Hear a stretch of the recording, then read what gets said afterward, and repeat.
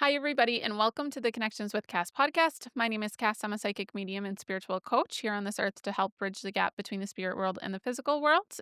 And in this podcast, we talk about all things spiritual, all things healing, and a little bit about mediumship as well. In today's episode, we're going to delve into the concept of our intuition and what it is and how to really trust it.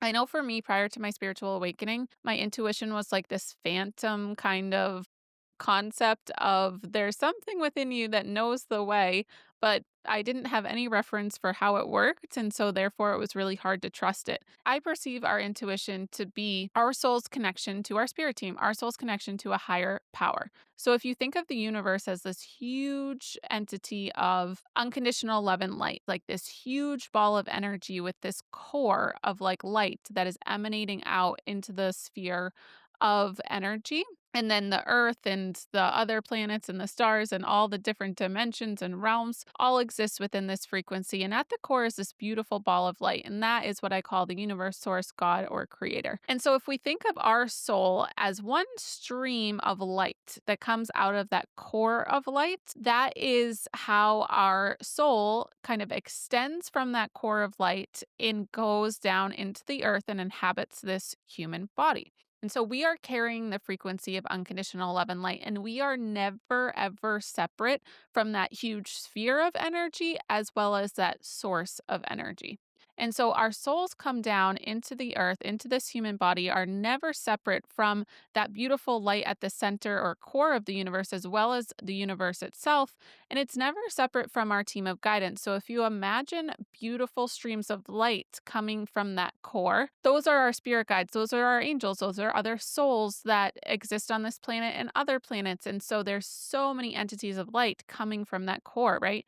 And we are interconnected with all of them. So when we think about intuition, it simply is just acknowledging that we are a part of something greater and that we carry that energy within us in every moment of every day. We are never separate from that energy. And when we can allow that energy to lead our way, when we can trust that we are here for a bigger reason than just what we're physically experiencing, and we really tune into the energy that we are and that exists to help us on our journeys here on earth, that is when we are quote unquote following our intuition and leading lives that truly bring us the growth that we are here to experience in the lightest and brightest ways possible. I always say that we can make different decisions and not utilize our intuition and learn the same lessons that we're supposed to, but go about it in a more difficult way. Or we can trust and learn and embody the frequency of love and light in order to learn the lessons that we're meant to in the highest vibrational way possible. And what takes us away from honoring this energy and honoring this guidance that we have is a few things. Number one, it's our mind, right? So our mind tells us so many things that are against what we really are. And because we are a physical being and because we're on a 3D plane, we trust the physical more than we do the energy that's present. And that is one of the hardest parts of coming to earth is being blind to the energy that's present and only focusing on the physical reality. And so we have to start to honor and recognize the energy. And that's why I always say, like, it doesn't matter what you believe in, whether you believe in God, source, universe, creator, whether you practice a certain religion, but just embodying a frequency of that love and light and truly honoring it and allowing it to be a part of your days, that will innately just allow your mind to stop looking for the physical signs so much. We can start to integrate the energetic signs and the energetic experience just as much as our physical experience. Secondly, we are conditioned and programmed to believe that magic isn't real. And truly, this frequency of energy that we carry is magic. The universe is magic, God is magic.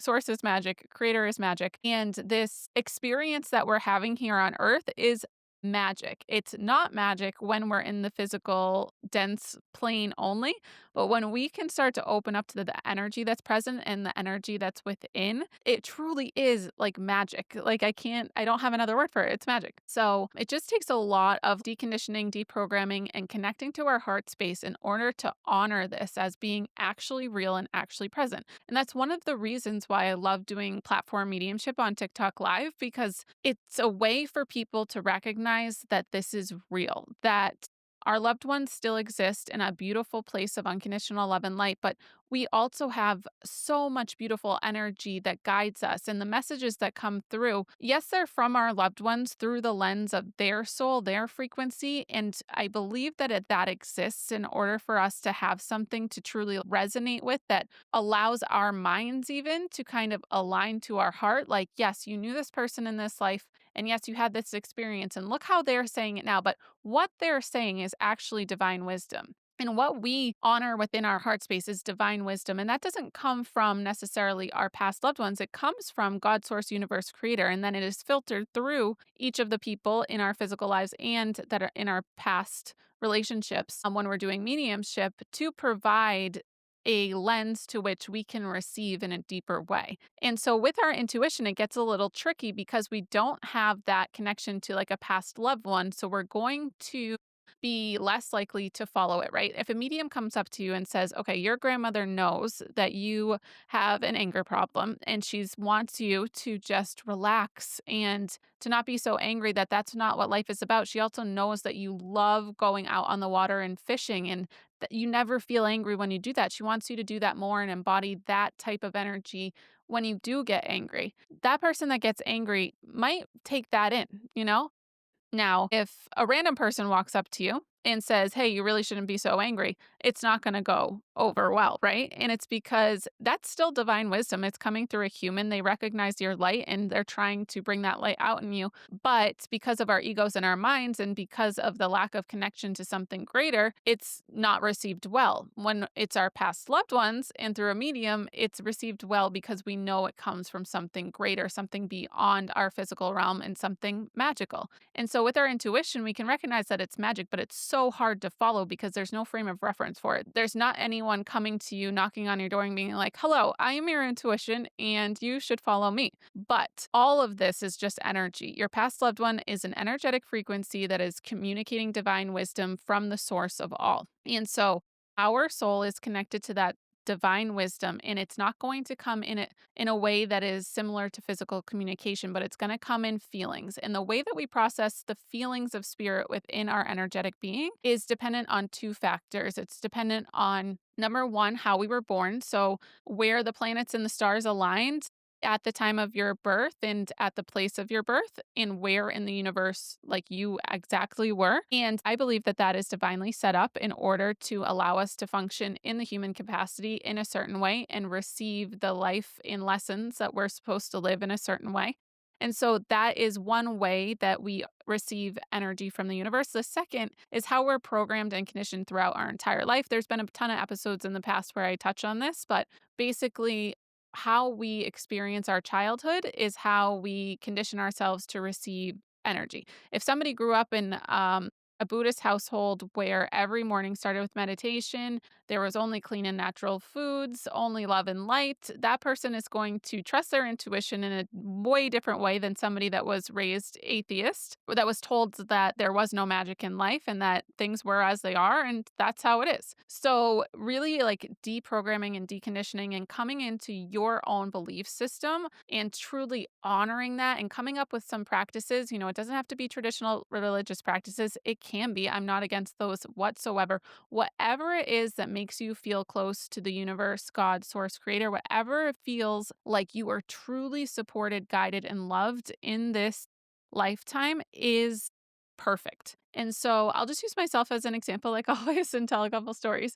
So as I was growing up, I was raised atheist, agnostic. I was baptized Protestant, and so we really didn't practice anything. I definitely was curious around the age of like 8 to 10, like what is this God? I had voices in my head talking to me, I remember, but I thought that it was just my own voice, and nothing in my external reality was validating the fact that all of the communication and the nudges I was receiving were actual divine communication or anything beyond my own thoughts and my own weirdness, truly. So you would think that somebody like that would be very out of touch with their intuition. However, my mother did see the magic. And growing up, like we would be driving and stop on the side of the road and look at the moon, or we would be driving and there would be, deer or something or anything with nature, a beautiful sunset. Literally, she would pull over the car and just stop. Or we would wake up on a random day and she'd be like, okay, we're going, 4 hours away to the zoo, like get ready. And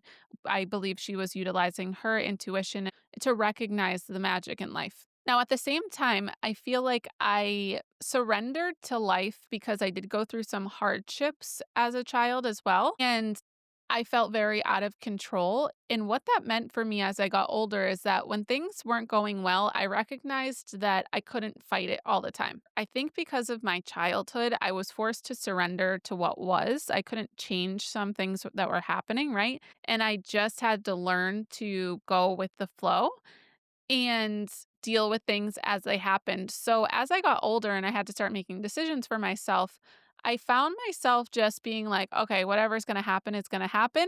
And that's when the magic could come in. So I would end up in these places in my life that I'd be like, oh, I kind of knew I was going to get here, or this really worked out for me. A lot of people would tell me that I'm really lucky, and so things would just like work out for me job wise, house wise, like whatever it was. And I would always just end up at the right place at the right time.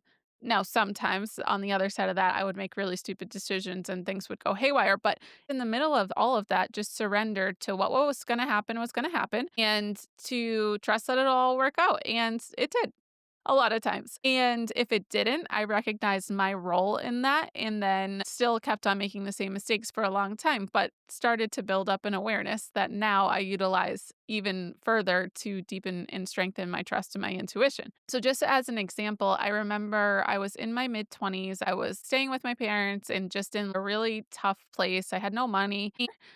And I went on Airbnb and I just scrolled for a while and I found this cutest condo. And I was going to reach out and ask if I could stay there for like a week or something for a very discounted price just to like clear my mind. And at the last second, this was at 3 a.m., I'm just scrolling and I messaged the guy and I was like, hey, would you ever do a long term winter rental? And it was not available for a long term winter rental. It was like on this beautiful marsh with the most beautiful sunrises and a really cute condo. And he immediately wrote back the next morning, yeah, how much are you thinking? And I was like, I don't know. I think it was like $1,200, which was unheard of to be on the water and like everything included. And he was like, yeah, sounds great. Everything included, yeah, October to May. And I was like, yep. And so I moved in the next day, basically. And it was moments like that where I didn't ever have a gut feeling. And I believe that that is from the way that I was born. So if you look into your human design, you can kind of see where your energy channels are open. And for the longest time, I thought there was something wrong with me because I wouldn't experience my intuition in my gut. Like everybody was like, just trust your gut feeling. And I was like, I don't get those, but I do end up with things working out for me. So what is going on here? And so I kind of determined that I have a knowing. Like I had a knowing, I had an energetic push to even open Airbnb that night, right? And then the surrendering aspect of it for me is huge where it's just like, okay, just do the right thing. You need to get out of this situation that you're in. You need to clear your mind. What are you going to do? Do something and then let the universe take over. That's how I look at it now. At the time, it felt scary. I'm sure I didn't sleep that night. It felt horrible. Now I do the same thing, but I feel settled. I feel at peace in knowing things will work out for me. So, no matter how you feel it or how you experience it, if you do get that gut feeling in the pit of your stomach, that is amazing. Trust it. But notice how things work out for you too. And we can get the gut feeling, and then sometimes it doesn't work out. And then we're like, oh, I shouldn't have trusted my intuition, quote unquote, or that wasn't my intuition.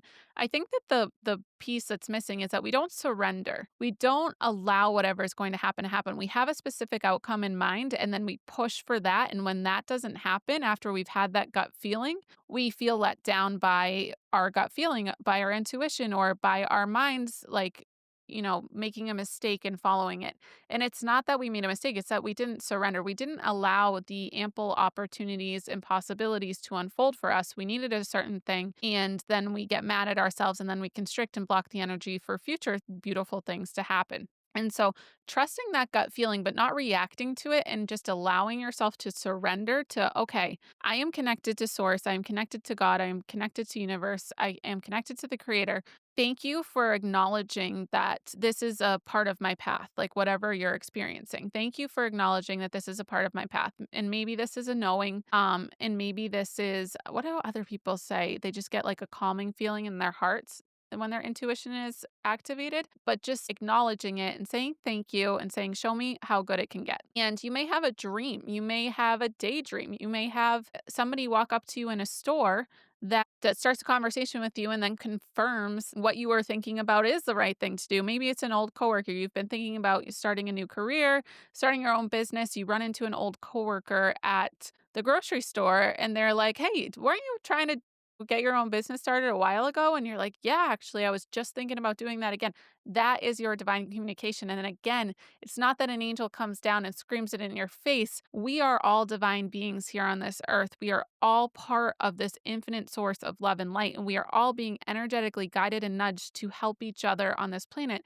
And also, to recognize that we have more insight and more awareness than we realize through our spirit team, through our own soul, through our higher self, through this connection to something greater. And so honoring those things and not saying, well, that was weird that I ran into that guy and going on your way, but being like, okay, that was part of the scavenger hunt of life. That was following my intuition to the grocery store that day. I got that gut feeling. I ended up at the grocery store. This is all being created for me to live out my best life. How can I trust this and thank the universe, God, source, creator, for this opportunity to trust in the plan for me? And so for me, even with that condo, it was like I would look out every morning at the sunrise, and it was the most beautiful thing. I then was intuitively led to apply to a job that was in a huge historic hotel. It was so cool. I was obsessed with history my whole life. If you're obsessed with history your whole life, you are very connected to spirit. And not that you're more connected to spirit, but you're more aware of your connection to spirit. And that'll be another podcast episode. But I was intuitively nudged to apply to this job at this beautiful historic hotel. What's ironic is that this job was about 50% of the pay that I was used to receiving for my job in managing hospitality businesses. So this was a restaurant within a hotel. But something in me told me to go apply. And so I had my interview and I thought it went really well. And then I got an email back that said, you were not selected for the position. And I was like, really? Because they kind of made it sound like I would be. I had a really great conversation with the GM of the hotel and the food and beverage director of the hotel. And I knew that they really needed someone too. And I was like, that is bizarre. I wonder why. And I didn't realize it, but I put it into my GPS to go to the interview. And there is a highway that goes, it's not a highway, it's just like a road that goes up the coast of New Hampshire and Maine. It's called 1A. It goes all the way down to Florida. Actually, I was on it in Florida a couple months ago. But the stretch from where I lived in New Hampshire to the hotel is like completely undeveloped on the ocean side and truly is like you're driving along the ocean side with absolutely no obstruction to the view of the ocean.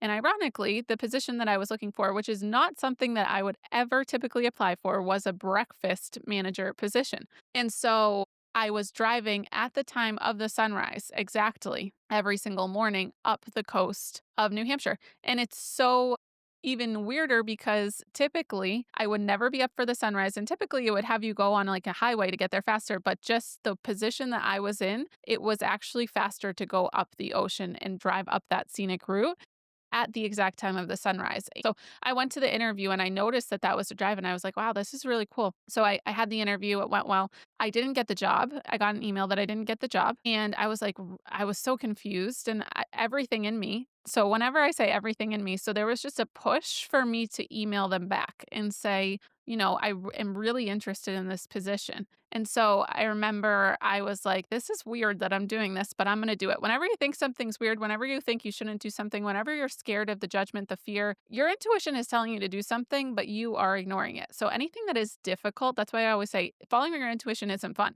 It's actually really difficult. It pushes you past your comfort zone. It pushes you past your fears. It pushes you past your insecurities. And so I emailed back, but I kind of had that surrendering feeling like, well, what do I have to lose? I don't have a job. I just got this apartment that I can't pay for. I was planning on just like doing this for a week and now I'm in a 6-month lease. Like I have to figure this out. So I emailed them. I said, I really am interested in the position. I'm sorry to hear that I didn't get it. And he wrote back, can you come back in to interview for a second time tomorrow? And I was like, yeah, sure. So I go in to interview a second time and I sit down and he's laughing. He's like, "The only reason I didn't hire you is because you were way above our pay grade and I thought you would never take the job." And I was like, "Honestly, I'm kind of desperate for a job and I just really like it here. So I think I would like to work here." And he's like, "Yeah, you got the job." And I was like, "Okay, thank you so much." And so I worked there for about 6 months and I watched the sunrise every single morning. It was absolutely incredible. And it was funny because in that same apartment, about 2 weeks after I moved in, I was looking out the window, which felt like a houseboat. The water was so close to the window that when you looked out, when me and my cat looked out, we felt like we were on a houseboat. It was so funny. And the cat would like watch all the birds in the water below us, and it was so cool. So when I was looking out the window, I was like, wait a second, I've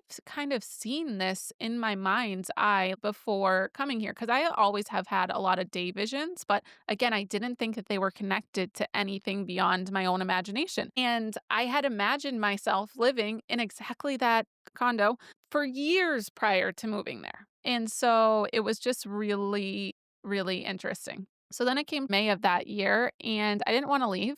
And I just reached out to the owner and I was like, "Hey, can I stay for the summer?" And he was like, "Oh, I'm going to lose a lot of money if you do that." And I was like, "Yeah, but I'm easy. I take care of the place. Like, if you need me to do anything else, I will." And he was like, "Yeah, you can just stay there." Didn't raise the rent for the summer.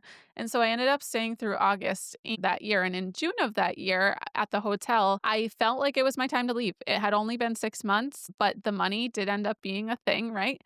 And I had gotten a part-time bartending job on the beach at this little Mexican restaurant, and I was the only bartender. I was, like, sometimes the only person working there, but it was, like, a 10-seat bar and a 30-seat restaurant, not even, super small, and I loved it, and it was fun. I was making crazy money compared to the hotel, and it was just a good time, and so I just felt like it was time to leave the hotel, and they tried to get me to stay. I think I stayed on hourly, like, 2 days a week for a while, and he tried to convince me to keep my health insurance through it and just, like, stay a part of their organization, but it just didn't feel right for me anymore, and the new job did feel right for me. And it wasn't really about money, it was about my happiness. I didn't wanna wake up early anymore. It just had felt like the time was up. But this is exactly the moment where everything in the world, my parents, my friends, my mentors, all of the people in my life are like, "Wow, you really jumped from job to job. It's only been 6 months. Now you're gonna have this on your resume and blah, blah, blah, blah, blah."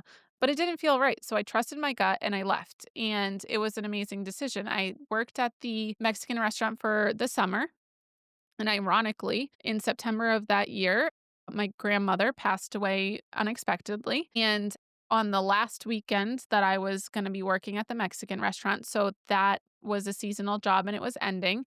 And when she passed, her house was empty and her cat needed company. And my parents were going to be selling the house, but it needed a lot of work done to it first. And so in the meantime, I moved into her house and it was the perfect, literally within a week of me needing a house because the condo had been put up for sale and my job had ended. She passed away. And again, I could be like, oh my gosh, my grandmother passed away. Of course I was sad, guys. This is not saying I wasn't sad, but it's just interesting to look back and see how the timeline of things was always going to happen this way. And I just surrendered and allowed it to happen in this way. So I moved into her house for that year. I got a job at a restaurant group on the North Shore. Ironically, my grandmother's house was one town away from Salem, Mass. And so I moved in there and applied to jobs in the area. And I applied to be the manager of a restaurant that was not in Salem. But this particular restaurant group had 12 restaurants, I think, at the time that needed and some of them needed managers. And so they asked me if I would be the manager of a restaurant in Salem, Massachusetts. This restaurant was more of like a high-end craft cocktail bar and music venue. The other place that I was applying for was like a tavern that I actually had been to and loved. Very casual and kind of quote unquote easy, truly, for the management side of it. And so my fears, my insecurities said, no, I'm not going to do that one in Salem. And they came back to me and they're like, well, we definitely want to hire you, but we really want you for that restaurant in Salem. And I was like, I really don't want to go there. And then the owner came in and he was like, we really want you there. You're going to do great. Like you need to do this. And I was like, okay, I guess so. And so I went to the restaurant in Salem, which now looking back is so ironic for many reasons because of who I met there and just the vibe in Salem and thinking about how spirit was or the universe God source creator was literally like pushing me into wake up, wake up, wake up, be surrounded and immersed in people that believe in magic, whether they believe in the same kind of magic as me or it is super touristy and overdone and all those things. There's a lot of metaphysical shops in Salem and just the whole energy of it. The people that come there as tourists are just really interested in magic. So I was the general manager of that restaurant for 2 years and just that whole timeline of things was just so interesting. And then after that, I left that job and applied for a job in Texas. They flew me out to California to shadow a manager at their location in West Hollywood. And when I was literally on the side of the road in Malibu in their rented car that they had gotten for me, the owner of the restaurant group that I had left called me and said, hey, we really would love for you to just do some consulting work for us as you plan your next move. They had known that I was leaving the restaurant in Salem to move somewhere different. He's like, are you still in the area? Can you just do some consulting work for me? And it was so divinely sent that I was literally like hemming and hawing over whether I wanted to do this job. I didn't really like the people. And then I surrendered to like, all right, well, let's just see what happens. I'll probably take the job and move to Texas. And then if it doesn't work out, we'll figure it out from there. And then the owner of the restaurant group in Massachusetts called me at that moment and asked me to go back to the company for a while. And ironically, where they needed me to consult was the original tavern that I always wanted to work at, that they had built a new location for that was like triple the size and was in the middle of needing a manager and they needed someone to stay there for a minute. So I went there, I fell in love with it, and I stayed there for a year. And during that year, I needed somewhere to live. So I applied to a bajillion different houses, apartments, condos in the North Shore of Massachusetts. And I applied to one, I think it was Craigslist. It was listed on Trulia, but I think it was on Craigslist. And it was way cheaper than all the other ones. And it was in this really wealthy town on the North Shore. And I thought for sure it was a scam. My mind told me, scam, stay away. Well, every other person, the tour that I was going to have canceled on me. That morning, I remember being so hungover, I almost didn't go, but something pushed me out of bed that morning. And I went to see this apartment and it was real. The price was real and it was 2 blocks from the ocean and in this cute, cute, cute seaside community and the most beautiful sunrises right over the dock in this park. The realtor guy was like, okay, you want the apartment? You can move in tomorrow. And I was like, really? And he was like, yeah. And I was like, can I meet the owner or something? And he gave me the owner's number and it was this older guy that's had this house for forever, doesn't want to rip anybody off and is super, super nice. And I signed the lease that day and moved in the next day. And all of those times though, there were things that were happening in my mind that told me that to not go with it, I never had that pit in my stomach that was like, yes, you should do that. I never had a reference for, okay, let me talk to my guides, let me talk to my angels, but I just surrendered. And even when my mind told me this was silly or scary or not real, like, well, just try it and see what happens. And taking those risks and just allowing myself to be led truly did allow me to experience the life that I was meant to looking back on it. Now, during that time, this is all about the light side of my journey here.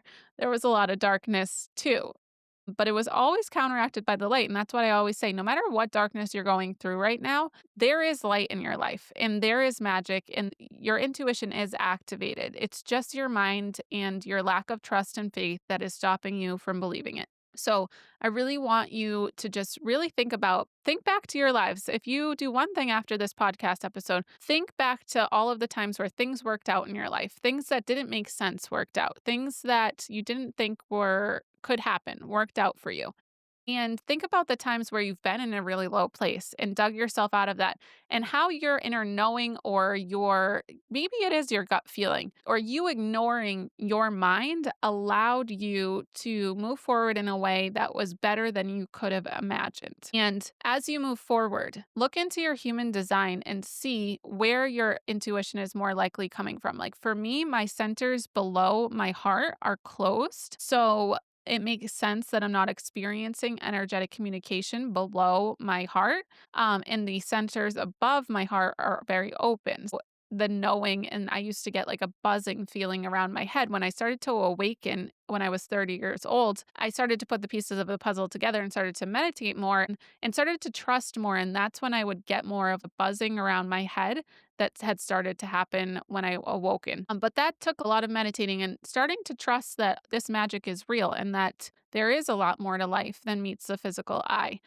And so looking into your human design can help, but also just as we talked about, like developing a deeper sense of faith, a deeper sense of trust in something greater than yourself, and recognizing that your soul is always a part of that. And so whether it comes in a gut feeling, whether it comes in a knowing, whether it comes in a buzzing around your head, you are divinely protected, guided, and led by something far greater than you that knows what's best for you. And the more that you can surrender to and allow whatever's meant to happen, the more that you will see positive things working out for you in your life. Now, that's not to say that you should sit back and just wait for things to happen. Our mind stops us from following what our heart knows to do. And so when you are presented with a choice or with a decision or with a circumstance where you need to utilize your intuition, really take note of what your fears are in that moment. What are you scared of? And what in your mind is holding you back? Recognizing that allows you to recognize what your heart is telling you to do. So when you push that stuff to the side and say, okay, take all of that out. What am I meant to do? And where do I see myself going? And I do visualization exercises and meditation where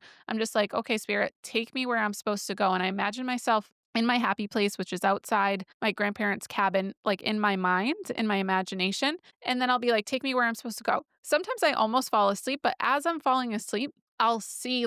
For me, before I moved to Costa Rica this past May, I kept seeing a jungle in my mind's eye, or I would be daydreaming about going on a vacation, but I would always see this jungle.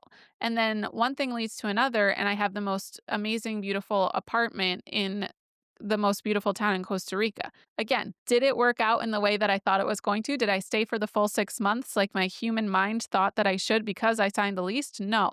But what happened was I completed what I was supposed to complete there and trusted that and broke the lease and trusted in spirit to allow that all to work out, came back and am now have felt very, very, very productive and purposeful and settled into this experience that I'm in now, which was very much the opposite to before I moved to Costa Rica in April, where I was needing to move somewhere, needing to do this, needing to do that. I truly believe that I'm in the right place at the right time right now. But it took me doing things that didn't make sense in order for me to get to this place where I am right now. So, separating your fears, insecurities, and your mind from the actual situation and what your heart knows is true, and kind of imagining the best case scenario. If you imagine the best case scenario without all those fears, what do you see?